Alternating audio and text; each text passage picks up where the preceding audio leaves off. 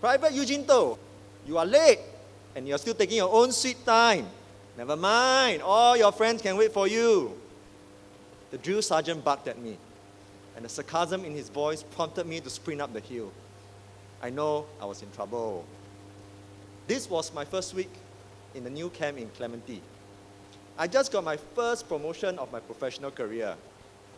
After completing my 3 months BMT, also known as Basic Military Training, as part of my national service, I've been promoted from a rank of a recruit to now becoming a newly minted private soldier. But this was not the place I wanted to be. You see, I'd applied for a military scholarship when I enlisted, and they said, based on your grades, you got a good chance. But I had to make it to Officer Cadet School by doing well in BMT. Officer Cadet School is where they train you to be a leader in the military. And hence, when I heard I was being posted to Clementi Camp, I was devastated. Anyway, I reached the gathering point when 119 of my new friends were in push-up positions, all waiting for the punishment to come. I huffed and puffed, and I walked up to the sergeant thinking, what should I say to him? Option 1, tell him I have a family emergency. My dog ate up my homework kind of excuse. But I was no longer in school, and I don't think my sergeant really cares. Option 2, tell him the truth. I really don't feel like coming to this camp, and I really just dragged my feet until the last minute, and then I showed up at the guard room and forgot that I got a 5-minute hill to climb. I don't think that will go down well with him either. I decided to go with option 3. Keep quiet, suck it up, fall into push-up positions. It wasn't the punishment I was afraid. It was the post-punishment.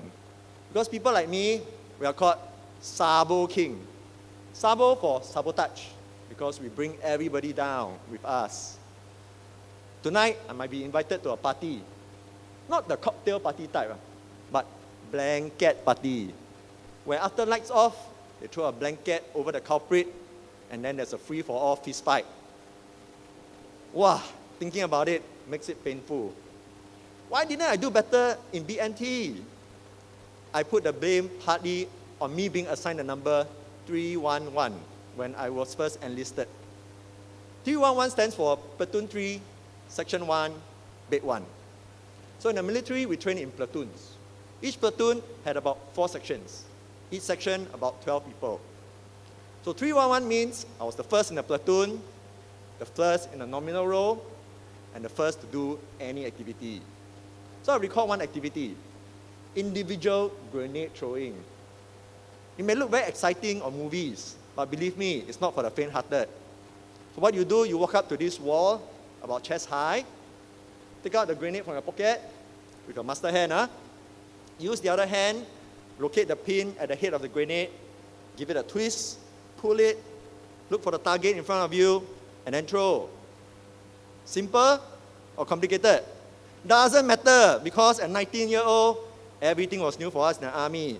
But we learned to survive on one rule. If you all have watched the Netflix drama Squid Games, you know what I mean. Survival rule number 1, don't be the first. Survival rule number 2, just follow the person in front of you. In Singapore, we call it monkey see, monkey do. Now the problem is, I'm the first monkey. So when my turn came, I walked up to the wall. I practiced this sequence many times in my head already, but still there was this voice screaming in my head, telling me all the possible things that can go wrong. What happens if I cannot twist the ring? Sometimes open Coca-Cola can also got problem. What happens if the ring gets stuck? What happens if I drop the whole damn thing? The instructor motioned me to carry on, don't waste time. So I took a deep breath. My heart was pounding like crazy. And then, riding on the surge of adrenaline, I shouted, safety ring twist, safety ring pull, grenade! And I did the corresponding action. And then I ducked down behind the wall. Boom! An explosion.